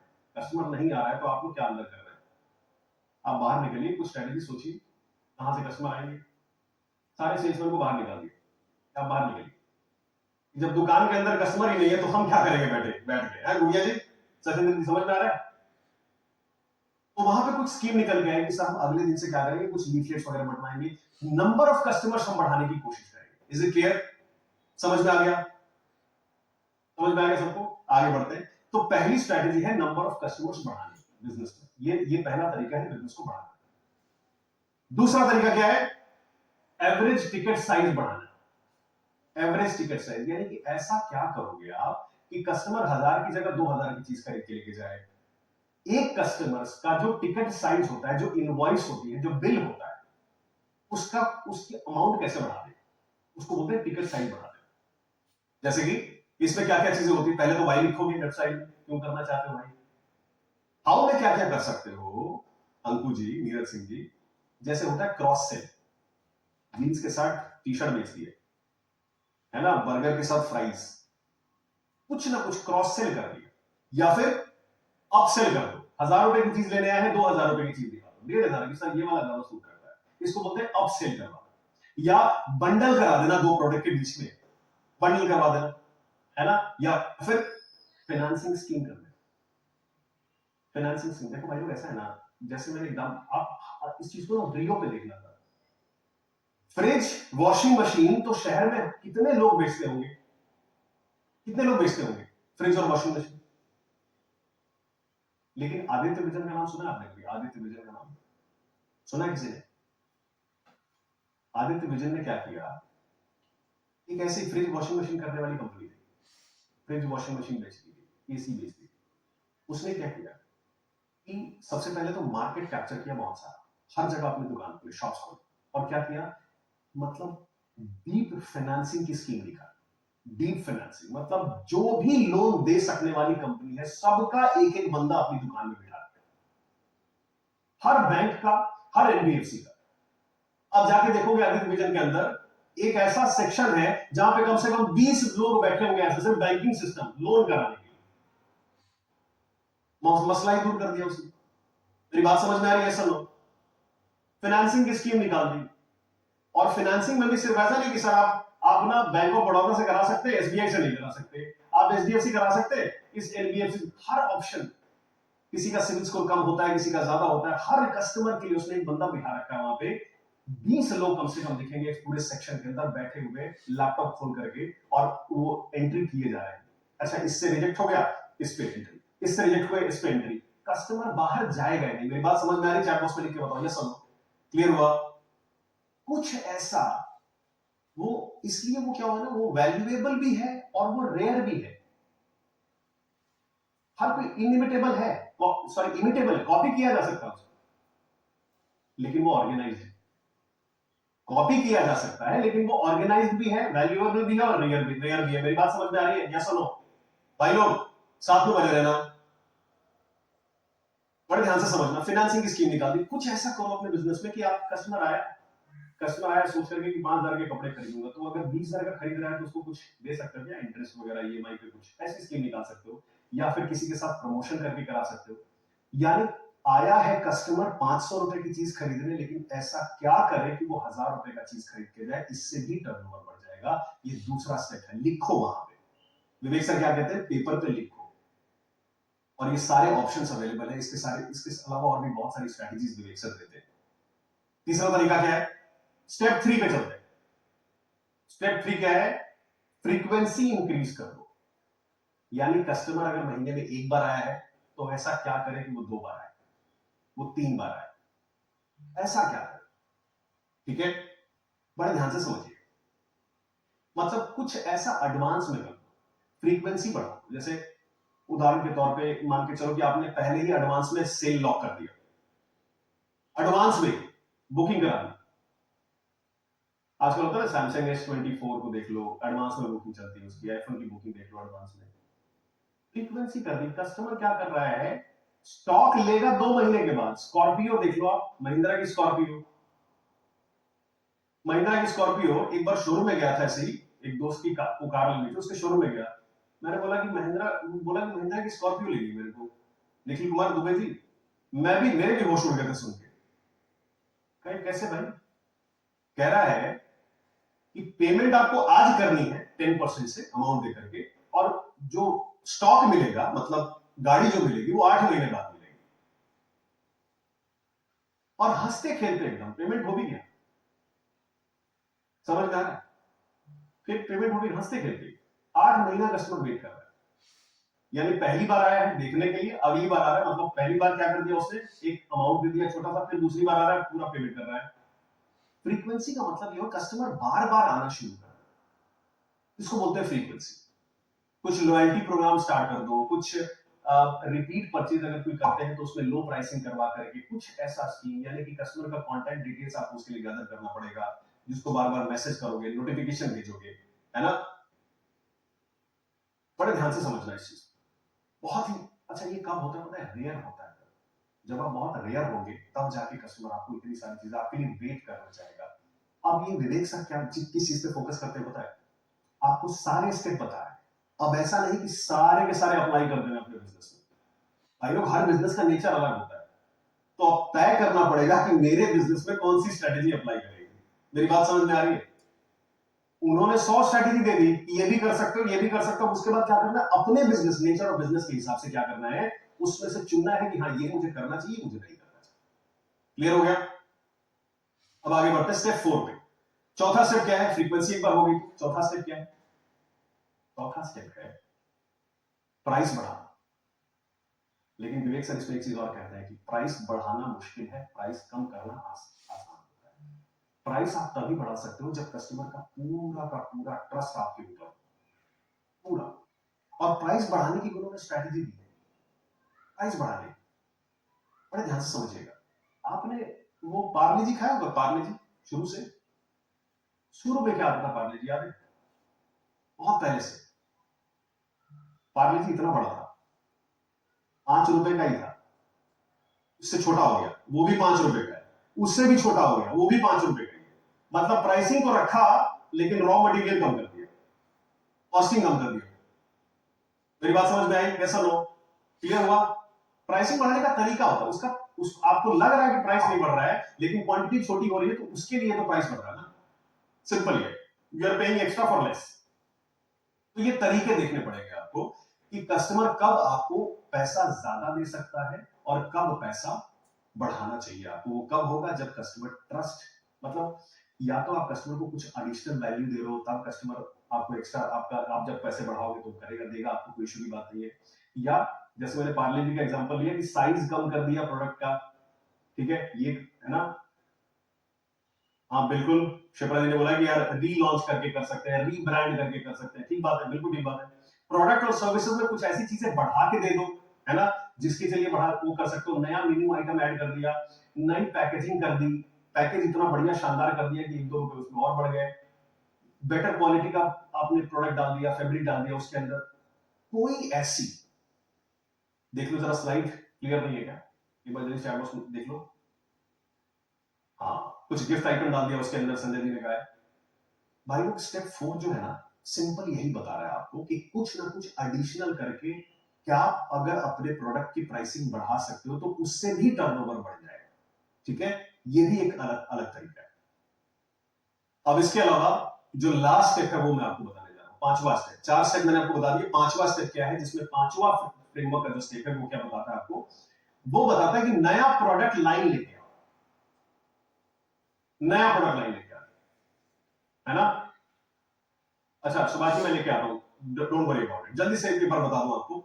नया प्रोडक्ट लाइन लेके आओ, जैसे आपके अगर 4 प्रोडक्ट बिक रहे हैं, अरे जी कह रहे हैं मैं स्क्रीनशॉट नहीं ले पा रहा, एक बार जल्दी से पीछे चला जाता हूँ, एक बार फुल स्क्रीन कर दो सारी स्लाइड को, स्टेप 1 से मैं पीछे चला जा रहा हूँ जल्दी से। हाँ ये रहा स्टेप 1, फुल स्क्रीन रखना बिल्कुल ना, लोग स्क्रीनशॉट नहीं ले पाए बहुत सारे। पहला स्टेप 1 हो गया। स्टेप 2 रहने दो थोड़ी देर ताकि लोग स्क्रीनशॉट ले लें, ये स्टेप 2 हो गया इसका। स्टेप 3 कर दो, स्टेप 3 इसका स्क्रीनशॉट ले लो। अब बढ़ते हैं स्टेप 4 की तरफ, ठीक है। स्टेप 4 ये भी मैंने बता दिया, एक बार लिख लो जल्दी से, सॉरी इसको आप स्क्रीनशॉट ले लो, फुल स्क्रीन कर दो, ग्रेट। चलो आगे चले, आगे चलते हैं। स्टेप 5 क्या है, ये सबसे बहुत इंपॉर्टेंट है, कई सारे लोग करते हैं ये चीज, नया जो प्रोडक्ट लाइन क्रिएट कर दो, नया प्रोडक्ट लॉन्च लेके आ दो। जैसे चलो एक आपको एग्जांपल सुनाता हूं। सेशन शुरू होने से पहले मैंने एक टेलीकॉम सेक्टर का नाम दिया था, सबसे ज्यादा मोबाइल अगर किसी कंपनी का बिकता है तो वो बिकता है बीबीके इलेक्ट्रॉनिक्स। बीबीके इलेक्ट्रॉनिक्स जब पहली बार इंडिया में आई थी तो क्या लेके आई थी, वीवो के नाम से। वीवो, आपने नाम सुना होगा वीवो के नाम से। वीवो के नाम से आया तो उसने क्या निकाला, लोगों को सस्ता, उन्होंने सबसे पहले साइकोग्राफी देखा, लोगों को वैल्यू फॉर मनी चाहिए, सस्ता भी चाहिए अच्छा भी चाहिए। तो वीवो ने क्या किया, अच्छा मार्केट पकड़ लिया, सस्ता था अच्छा था, 8,000 7,000 में फोन मिलना शुरू हो गया, लोग बड़े खुश हो गए। वीवो का नया मॉडल आया, फिर नया मॉडल, फिर लगे नहीं अब मार्केट शेयर मुझे बढ़ाना है, नया प्रोडक्ट चाहिए नए ब्रांड से, तो फिर उतार दिया ओप्पो। उसी विधि के इलेक्ट्रॉनिक्स ने वीवो के अलावा ओप्पो भी मार्केट में उतार दिया, सेम कंपनी, ओप्पो मार्केट में उतारा, अब उसका मार्केट शेयर, मतलब वीवो भी बिक रहा है ओप्पो भी बिक रहा है, तो मार्केट शेयर 2 हिस्सों में बढ़ गया लेकिन ज्यादा हिस्सा बीबीके के पास चला गया। वन ऐप से लोग खुश हो गए, सॉरी वन ऐप कह रहा हूं मैं अपने वन ऐप का नाम याद आ गया मुझे, ओप्पो का नाम बोलना था, अच्छा ओप्पो बड़ा फेमस हो गया, चलो बढ़िया हो गया जी। फिर लोगों ने कहा कि नहीं थोड़ी सी क्वालिटी और बेहतर, हल्का सा, उतना महंगा नहीं होना चाहिए, थोड़ा सस्ता भी हो तो चलेगा। तो फिर उसने क्या निकाला ओप्पो ने, रियलमी, चलो रियलमी करते हैं, रियलमी ले लो, रियलमी भी बिकने लगा। फिर बीबीके इलेक्ट्रॉनिक्स कंपनी एक ही है, उसने क्या सोचा, ऐसा करते हैं अब जरा देखते हैं लोग मुझे 10-15 हजार से ऊपर का प्राइस पे करेंगे कि नहीं करेंगे। तो उन्होंने निकाला वन प्लस, वो बिकने लगा ऑनलाइन, मार्केट शेयर अभी भी किसी के पास है, किसके पास है, बीबीके इलेक्ट्रॉनिक्स के पास, कंपनी वही है। मार्केट शेयर बढ़ाने के लिए अलग अलग प्रोडक्ट लाइन उतारने लगे, लोगों ने 25-25 हजार रुपए देना स्टार्ट कर दिया वन प्लस को। फिर बोला अरे वाह ये तो और भी अच्छी चीज हो गई, नए नए प्रोडक्ट लाइन आने लगे। वन प्लस जब हो गया तो बोले अभी रुके नहीं वहां पे, बोले कि अच्छा देखते हैं और 30,000 से ऊपर भी दे सकते हैं क्या लोग। तो उन्होंने क्या निकाला, वो IQOO नाम से एक और प्रोडक्ट निकाला 45,000 का। लोगों ने फिर पैसा देना स्टार्ट कर दिया। इस तरीके से नए प्रोडक्ट लाइन स्टार्ट कर दिया बीबी के। मेरी बात समझ में आई भाई लोग? जैसा चैट बॉक्स में लिख के बताओ जल्दी से, क्लियर हुआ? नए नए प्रोडक्ट लाइन, कंपनी एक ही है, कस्टमर को समझ में आ रहा है। अच्छा कस्टमर ये करना वीवो का मोबाइल नहीं लेंगे, ओप्पो का नहीं, कोई बात नहीं, लेना नहीं। अच्छा देखो स्ट्रेटजी कितनी अच्छी है, अगर वीवो के पास 8,000 का होगा तो ओप्पो के पास 8,000 का फोन नहीं होगा, वो 8,500 का होगा। उसे ओप्पो में 9,000 का होगा, वीवो में 9,000 का फोन नहीं होगा, उसमें 9,500 का होगा। सत्य समझ में आ रहा है? स्ट्रैटेजी देखो, नई प्रोडक्ट लाइन से बिजनेस को कितना बड़ा किया जा सकता है। Is it clear everyone? जल्दी से चैट बॉक्स में लिख के बताओ, क्लियर हुआ? नए प्रोडक्ट लाइन तो देखो, कंसीडर करो, विचार करो कि क्या अपने बिजनेस में, एक बात है ताज होटल वर्सेस जिंजर, ठीक बात है, आगे चलते। तो लिखो क्यों करना है, सबसे पहले नया प्रोडक्ट लाइन क्यों लेके आना है, उसके बाद देखो कैसे, हाउ। सबसे पहले अपने प्रोडक्ट को कंसीडर करो कि प्रॉब्लम क्या है, मार्केट शेयर कम है, बिजनेस कम है, प्रोडक्ट का है ना वैल्यू कैसी है, अपने प्रोडक्ट को कंसीडर करो, विचार करो। कस्टमर की सॉल्व कस्टमर प्रॉब्लम, यानी कि कोई नया प्रोडक्ट आ रहा है तो क्या कस्टमर की प्रॉब्लम को सॉल्व करने के लिए आ रहा है? गूगल की जगह ओप्पो आ रहा है तो क्यों आ रहा है? मार्केट शेयर अटेंड करने के लिए, या फिर कस्टमर की और प्रॉब्लम है उसको सॉल्व करने के लिए, प्रोडक्ट को स्केलेबल बनाने के लिए, है ना? कुछ भी ऐसा, व्हाट आर यू डूइंग, यानी कि इससे रिस्क रिड्यूस हो रहा है क्या आपका बिजनेस का? सोचो बैठ करके नई प्रोडक्ट लाइन कैसे लेके आनी है। चेक कर लो कि लॉयल कस्टमर क्या कह रहा है आपके बारे में, मेरा लॉयल कस्टमर मुझसे खरीदेगा, मेरा कस्टमर को लॉयल बनाने के लिए मैं नई प्रोडक्ट रेंज लेके आ रहा हूं, कुछ भी ऐसा, whatever the reason is. जल्दी से फुल स्क्रीन कर लो, दिखा दो सबको कि क्या, किस तरीके से मैं अपने कस्टमर को अपने लिए लॉयल बना सकता हूं। क्या प्रोडक्ट लाइन नया लेके आ रहा हूं, इसलिए रीजन क्या है मेरा, कैसे लेके आऊंगा, प्रोडक्ट को विचार कर बैठना पड़ेगा कि भैया मेरे पास कौन कौन सा प्रोडक्ट है ना, इस तरीके से। अच्छा ये सब करके आउटकम क्या निकलेगा? आउटकम निकलेगा यानी कि ये जो फ्रेमवर्क है, इंक्रीज योर टर्नओवर, पता चले पाएगा इससे क्या कर पाओगे। सबसे पहले तो अपना टर्नओवर इंक्रीज करने के आप मिलेगा, स्ट्रैटेजी मिलेगी आपको इससे, और सबसे बड़ी बात आप अपना बिजनेस ग्रो भी कर पाओगे अगर आपने ये वाला फ्रेमवर्क इस्तेमाल किया है ना। बड़े ध्यान से समझना। अब जरा हटा दो स्क्रीन से, हाँ चैट बॉक्स में लिख के बताइए भाई लोग कैसे लगे ये तीनों फ्रेमवर्क आप सभी को। कॉन्फिडेंस आया कि अपने कस्टमर को बता पाऊंगा बेहतर तरीके से, है ना, जानदार शानदार तरीके से समझा पाऊंगा अपने कस्टमर को। यस और नो? जल्दी से चैट बॉक्स में। वेरी गुड, बहुत बढ़िया, कितने शानदार फीडबैक दे रहे आप लोग हैं, जल्दी से, वेरी गुड, बहुत शानदार भाई लोग। अब वक्त हो चला है आज आपसे विदा लेने का, आज के सेशन को यही विराम देंगे, अगले फ्रेमवर्क की तरफ दोबारा से मंडे को मिलेंगे आपसे। और मंडे को हम स्टार्ट कर रहे हैं मार्केटिंग। मार्केटिंग जैसा शानदार चैप्टर छोड़ना नहीं है आपको, बड़े ध्यान से आएंगे, एक और नए स्पीकर आपके साथ आएंगे, आपको समझाएंगे किस तरीके से मार्केटिंग के फ्रेमवर्क्स कस्टमर के मार्केटिंग के प्रॉब्लम्स को सॉल्व करते हैं। मिलेंगे आपसे, फीडबैक देना मत भूलिएगा, असेसमेंट देना मत भूलिएगा। असेसमेंट में आपको पता है 70% स्कोर आपको लाना ही लाना है। मिलते हैं आपसे अगले सेशन में, तब तक के लिए हमारे साथ जुड़े रहने के लिए thank you so much everyone, see you all on Monday for sure. Thank you so much, bye bye and take care.